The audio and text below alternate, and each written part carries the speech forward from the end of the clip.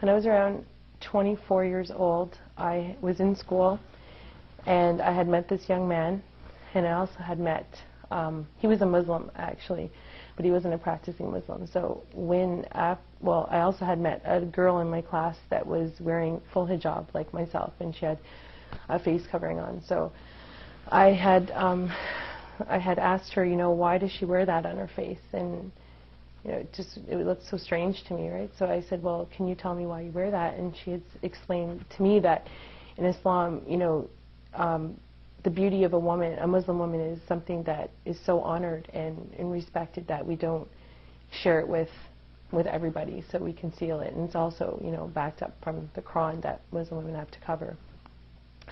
So I thought that was interesting. So then I said, okay, fine. I left it, and I had a relationship with this man at school. He was like a boyfriend. So I had later, I also had another friend.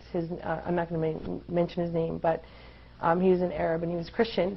And he thought, I guess at the time, that I was going to convert to Islam because I had this boyfriend. And even though I had no interest really about Islam, right? So he actually prompted me to learn about Islam because he used to bring, like, he used to work at this gas station close to my neighborhood, and he used to bring me information protesting, going completely against Islam, saying that Muslim women are, like, I guess I should be honest and say exactly what he said, that are whores, and that they're allowed to have more than one man, right? And this is actually coming from the Quran, he said.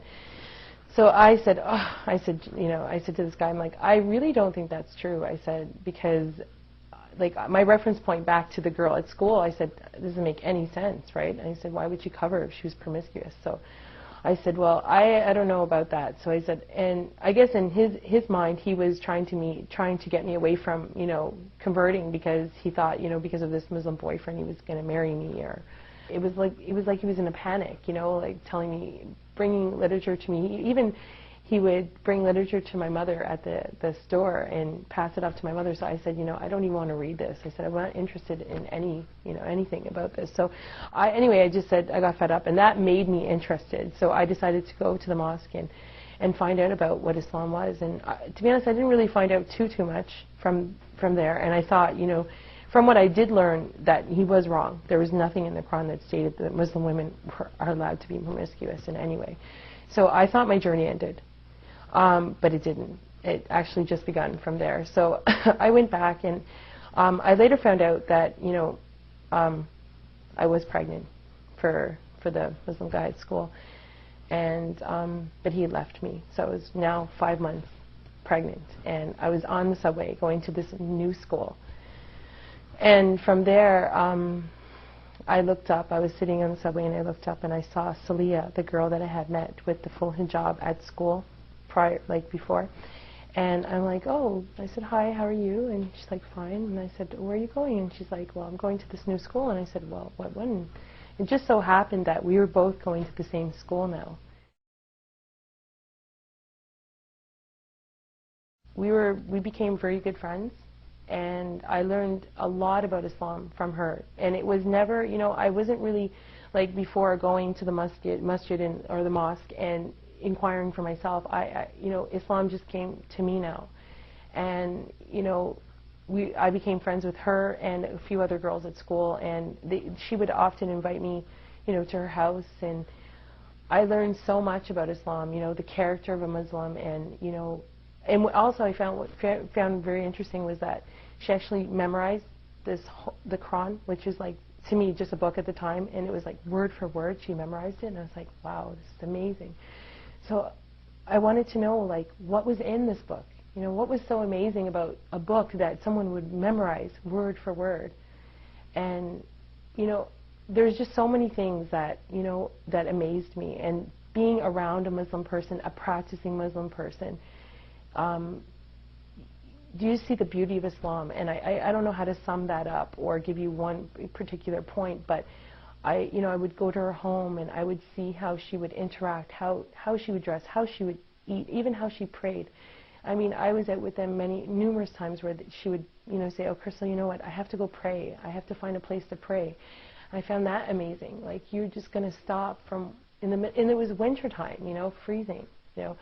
And they were just a big support for me, especially at the time when I had nobody, you know. To be honest, I still wasn't interested in converting to Islam at all. I just said, nice religion, but not for me. So, after I had my daughter, I started realizing, like, what am I going to teach my daughter? Like, what am I going to teach my daughter? Like, how am I going to grow my daughter up? I'm going to cry because it's emotional. So, anyway, and the guy, he never came back, you know. Like, he did after I had my daughter, right? He wanted to, like, I had inquired about him to see her, but so I didn't really know how to, you know, raise this beautiful baby that I had. So, and I remember back to how Celia was and how her parents raised her, and I just saw this, you know, another way of living, right, other than my way, which was basically just you live and you do whatever you like in this world. You want to do this, you go do it. There's no direction in life. So I decided to look more into Islam at that point on my own, you know.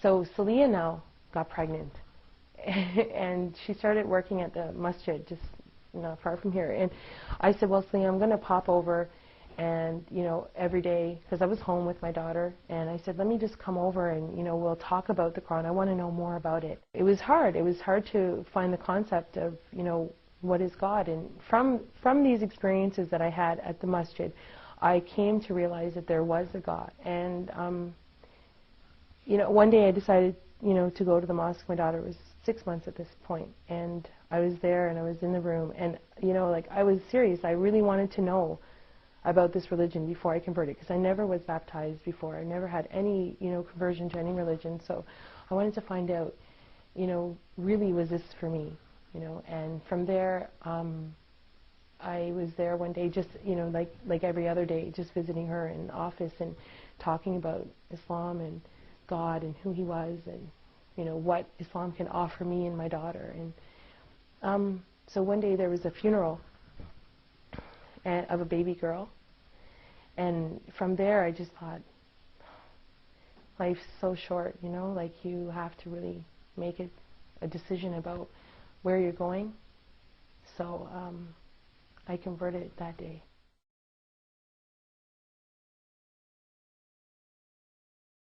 I accepted Islam, right, but I didn't know how to pray, you know. I didn't even have Islamic clothes. I was going back home now to, you know, my house. That was my mother. How was I going to explain that to my mother? You know, and there wasn't a lot of support for the new Muslim, because I think, and it's not saying that Muslim people that are born in Islam don't care. I think they care a lot. It's just that maybe there's, you know, not relating to the fact that, you know, she looks like a Muslim. She's got hijab on. She must have a Muslim family. They assume. They don't know what you're going home to.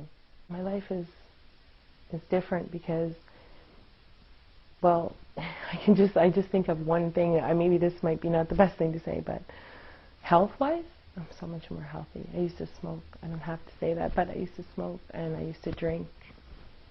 I used to get sick to my stomach from drinking. I don't drink anymore. I haven't tasted a drop of alcohol. I haven't smoked. Alhamdulillah. It's just, you know how many times I tried to quit smoking? I smoked for like 11 years, and I tried and I tried and tried and tried.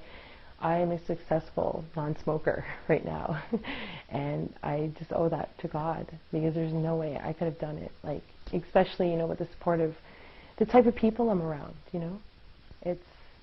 It's your environment, you know. My environment is so much more healthy. I have direction in my life. I have more spirituality in my life. Like, I feel that I know why I'm here, you know. Like, I wake up in the morning and it makes sense. Like, I actually know why I'm here on earth. Before, it's like you're just here and you're like, what are you doing here? I used to have conversations with my friends, my non-Muslim friends, and say, we would come up with ideas why we're here, but now I know. That gives you direction. That gives you a lot of confidence, right? that you're not alone. And so I'm better spiritually, mentally, emotionally. My daughter, oh, you know, I see a future that is with God in her life, not like how I grew up. And that entails many, many positive things. You know, I always dream, like, you know, she's going to grow up and she's going to be better than me, you know, like much better. You know, she won't go through all the things that I went through because she's going to be protected by Islam. You know, like, drinking won't be in her life. Having boyfriends, maybe having children without someone there with her, you know, like what I went through. You know, I want her to know the value of herself, and I think she will. Islam will teach her the value of who she is.